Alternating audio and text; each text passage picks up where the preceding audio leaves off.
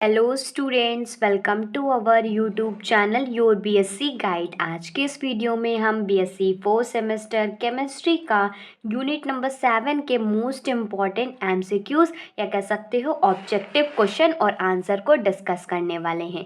ये वीडियो आप लोगों के लिए बहुत ही ज़्यादा इम्पॉर्टेंट होने वाली है, क्योंकि आज की वीडियो में जितने क्वेश्चन मैं आप लोगों को बताऊँगी सारे क्वेश्चन को आप लोगों को अच्छे से प्रैक्टिस करके जाना है। आप लोग देखेंगे एग्जैक्टली सेम टू सेम भी आ रहा होगा और कुछ ट्विस्ट करके भी क्वेश्चन पूछा जाएगा, तब भी आप लोग अच्छे से कर लेंगे। यूनिट 7 का नाम है इंट्रोडक्शन टू मास स्पेक्ट्रोमेट्री। और मैंने आप लोगों को कई बार बताया भी हुआ है कि मैंने बीएससी फोर्थ सेमेस्टर केमिस्ट्री की प्लेलिस्ट ऑलरेडी बना दिया हुआ है।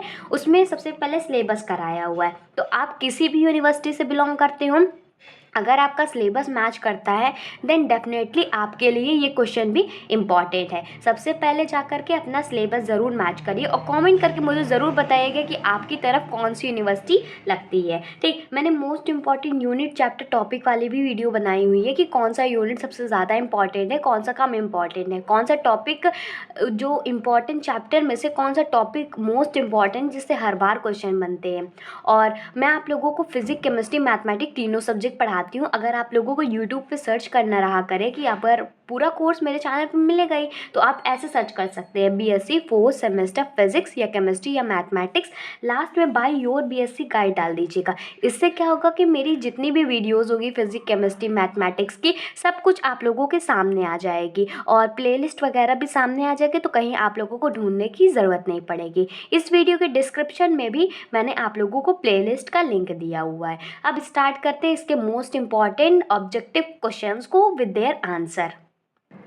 और जिस बुक से मैं आप लोगों को मोस्ट इम्पॉर्टेंट एमसीक्यूज क्वेश्चन को करा रही हूँ, इस बुक से काफ़ी बार एग्जाम में क्वेश्चन पूछे भी गए हैं, तो वीडियो को पूरा देखिएगा, स्किप मत कीजिएगा, ना ही बहुत फास्ट करके देखिएगा, नहीं तो आप लोगों को कुछ भी समझ में नहीं आएगा। यूनिट नंबर 7 अभी मैंने नहीं कराया हुआ, लेकिन मैं आप लोगों को और भी यूनिट करा चुकी हूँ, तो आप चैनल पर जा कर के प्ले लिस्ट के थ्रू सारे लेक्चर्स को देख सकते हैं। यूनिट नंबर 7 भी मैं जल्दी से जल्दी करा दूँगी। तो बहुत सारे स्टूडेंट के कॉमेंट आ रहे थे कि मैम आप सबसे पहले इंपॉर्टेंट क्वेश्चन आंसर प्रोवाइड कर दीजिए, फिर उसके बाद हम लोग बाद में भी पढ़ लेंगे, क्योंकि एग्ज़ाम क्लोज है तो उसके हमें क्वेश्चन तो आने चाहिए ना, तभी तो हम अच्छे मार्क्स स्कोर करेंगे। तो वही मैं बता रही हूँ, हिंदी इंग्लिश दोनों के लिए वैलिड है, आप लोग देख सकते हैं।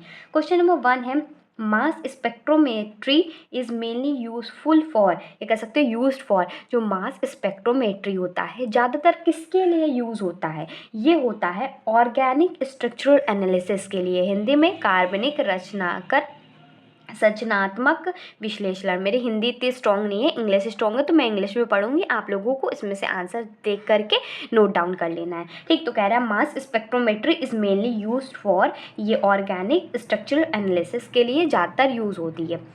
देन नेक्स्ट क्वेश्चन है the parent ion peak is also called. जो पेरेंट आयन पीक होता है इसको एक और नाम से कहते हैं। अगर आपने इसको अच्छे से पढ़ा हुआ है तो आप लोगों को सारे क्वेश्चन आ रहे होंगे, नहीं पढ़ा हुआ है तो ये सारे क्वेश्चन को अच्छे से पढ़ लीजिएगा एकदम, मतलब कम से कम इंट्रोडक्शन तो आप लोगों का रेडी हो जाएगा। बाकी आप लोग कहीं और से भी पढ़ सकते हैं, ये ज़रूरी नहीं है। ठीक, बाकी मैं इसका प्रोवाइड कर दूँगी जल्दी से जल्दी।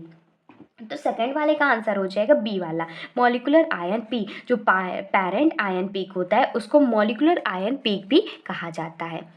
फिर उसके बाद थर्ड क्वेश्चन देखते हैं। थर्ड क्वेश्चन है कि in mass spectrometry the relative abundance is plotted again. मतलब मास स्पेक्ट्रोमेट्री में जो रिलेटिव अबेंडेंस होता है किसके किसके बीच में प्लॉट किया जाता है, जो ग्राफ है, तो इसका आंसर होगा कौन सा, m/e ऑफ द आयन। ठीक, क्वेश्चन नंबर 4 है chlorine atom will give peak in mass spectrometry. जो क्लोरीन एटम होता है वो कितनी पीक देता है मास स्पेक्ट्रोमेट्री में, तो वो 2 पीक्स देता है। ठीक, फिर क्वेश्चन नंबर 5 है the second part of the mass spectrometry is. Mass spectrometry का जो सेकेंड पार्ट होता है वो क्या होता है, आयन होता है, आयन सोर्स होता है। आप लोग ये सारे क्वेश्चन को नोट डाउन करते हुए चलिएगा, ताकि आप लोग एग्ज़ाम से पहले इसको अच्छे से प्रिपेयर कर सके और आपके अच्छे से अच्छे मार्क्स आ सके। और हाँ, अगर आपने चैनल को सब्सक्राइब नहीं किया ज़रूर कर लीजिएगा। मेरे चैनल पे आप लोगों को सारा कंटेंट मिलेगा, फ्री ऑफ कॉस्ट मिलेगा, और बेल आइकन को ऑल पे पे सेलेक्ट कर लेंगे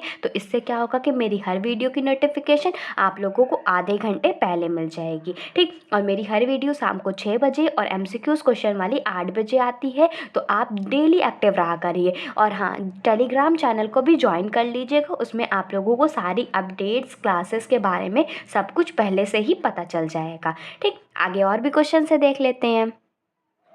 क्वेश्चन नंबर 6 है, which of the following is the soft ionisation source. इसमें से कौन सी चीज़ है जो कि सॉफ्ट आयनाइजेशन सोर्स है?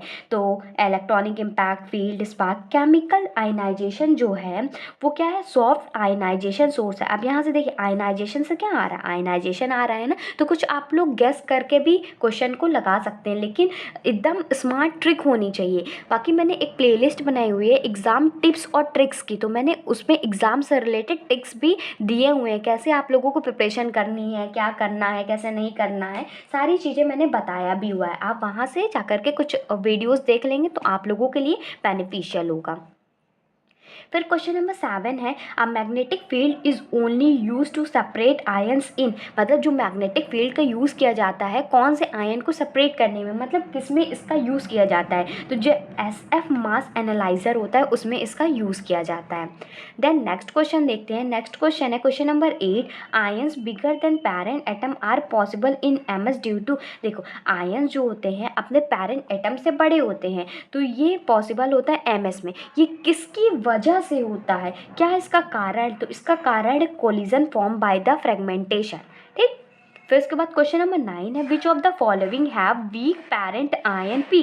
तो इसका आंसर क्या हो जाएगा? इसका आंसर हो जाएगा एल्कोहल। ठीक, ये मत लगाइए एमाइन, एरोमेटिक, ए से ही सब नाम है, लेकिन ध्यान रखिएगा इसमें क्या लगाना है, इसीलिए मैं कह रही हूँ बहुत केयरफुली सुनिए, अच्छे से समझिए, फिर उसके बाद नोट डाउन कीजिए, एग्जाम से पहले प्रैक्टिस करके ज़रूर जाइएगा। ठीक, क्वेश्चन नंबर 10 है, peak of mass 30 are indicative of presence of which group. ठीक, तो इसमें कह रहा है जो पीक होता है मास 30 का indicative of presence of which group, तो इसका आंसर हो जाएगा 10th वाला एमाइंस।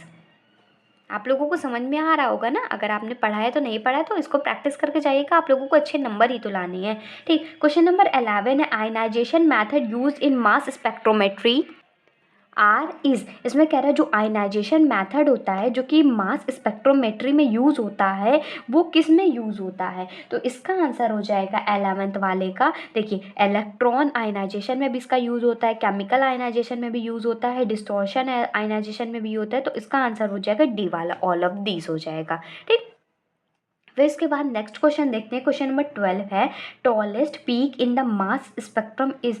जो मतलब कह सकते हो बहुत जो लॉन्ग है, मतलब टॉलेस्ट लंबी है, peak in the mass spectrum में किसकी पीक सबसे ज़्यादा लंबी है? तो 12th वाले का आंसर हो जाएगा जो बेस पीक होती है सबसे ज़्यादा लंबी होती है। ठीक, आगे और भी 2 क्वेश्चन है, देख लेते हैं। नेक्स्ट क्वेश्चन है question number 13, molecular ion peak give idea about. जो मॉलिक्यूलर आयन पीक होता है किसके बारे में आइडिया देता है? तो वो मॉलिक्यूलर मास के बारे में आइडिया देता है। देखिए मॉलिक्यूल है तो मतलब मॉलिक्यूलर मास के बारे में आइडिया देता है। देन उसके बाद क्वेश्चन नंबर 14 लास्ट क्वेश्चन है, in which state of matter mass spectrometry is being perform. कह रहा है in which state of matter में जो मास स्पेक्ट्रोमेट्री होता है उसको परफॉर्म किया जाता है। तो इसका आंसर क्या हो जाएगा? सी, गैस में इसको परफॉर्म किया जाता है। ये रहे यूनिट नंबर 7 के मोस्ट इंपॉर्टेंट MCQs, ये कह सकते हो ऑब्जेक्टिव क्वेश्चन। आप लोगों को ये सारे क्वेश्चन 2 से 3 बार प्रैक्टिस कर लेना है, एग्जाम से पहले एक बार देख के चले जाना है और आप लोग अच्छा स्कोर करेंगे। ठीक, अब मैं नहीं कह रही हूँ कि सिर्फ 14 ही क्वेश्चन करने हैं, अगर आपको और भी कहीं से क्वेश्चन मिलते हैं तो उसको भी प्रैक्टिस करना है। साथ ही साथ इसके अगर ये मत सोचिए कि अगर आपके MCQs पेपर आ रहे हैं तो आप डिटेल लेक्चर नहीं देखेंगे। जब तक आप डिटेल लेक्चर नहीं देखेंगे आप लोगों को कुछ भी समझ में नहीं आने वाला है। तो कमेंट करके मुझे ये बताइएगा कि आप लोगों को केमिस्ट्री का एग्ज़ाम कब से है, और उसी के अकॉर्डिंग मैं आप लोगों को डिटेल लेक्चर भी प्रोवाइड कर दूँगी। लेकिन तभी प्रोवाइड करूँगी जब आप लोग इस वीडियो में 50 लाइक्स और 50 कमेंट करके मुझे ये बताएंगे कि आप लोगों को चाहिए, आप कौन सी यूनिवर्सिटी से बिलोंग करते हैं, आपका पेपर कब है और मेरी वीडियो आप लोगों को कैसी लगी। मैं आप लोगों को इसीलिए कह रही हूँ क्योंकि मैं आप लोगों के लिए इतनी मेहनत कर रही हूँ, लेकिन आप लोगों की तरफ से कोई रिप्लाई नहीं, कोई सपोर्ट नहीं, कोई पढ़ना ही नहीं चाहता है। एग्ज़ाम के 1 दिन पहले उठा के देख लिया, बस इस तरह हो गया। ऐसा थोड़ी ना होता है। आप लोग मुझे भी सपोर्ट कीजिए, मैं आप लोगों को सपोर्ट करती हूँ, और वीडियो को ज़्यादा से ज़्यादा शेयर कीजिए, ताकि आपके ज़रिए किसी और भी बच्चों तक पहुँच सके और उसकी भी हेल्प हो सके। बहुत स्टूडेंट कहेंगे कि मेरे फ्रेंड्स नहीं, हम किसको शेयर करें। अपने सोशल मीडिया अकाउंट जितने भी है पब्लिकली शेयर कीजिए, ताकि और भी कोई देखे तो वो अपने बच्चे को बता सके कि हाँ, यहाँ पर अच्छे से पढ़ाई होती है, तो वो भी आके पढ़ सके। सारा कोर्स मेरे चैनल पे फ्री ऑफ कॉस्ट अवेलेबल है, तो मैं कोई पैसा नहीं ले रही हूँ, बस आप लोगों की तरफ से सपोर्ट चाहिए और कुछ भी नहीं चाहिए। ठीक, मिलते हैं अपने अगली वीडियो में। Goodbye and stay safe.